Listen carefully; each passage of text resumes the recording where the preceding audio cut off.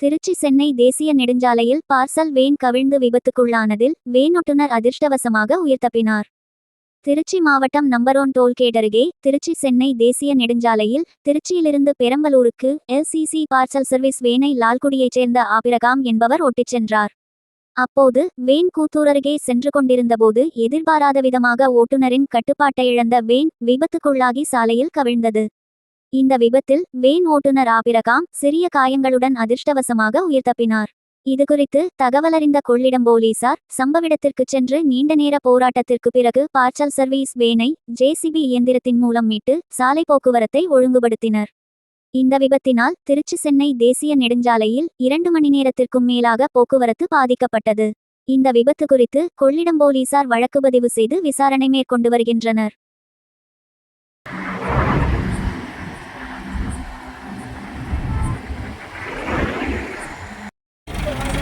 LIC parcel driver hospital போயிட்டாரா?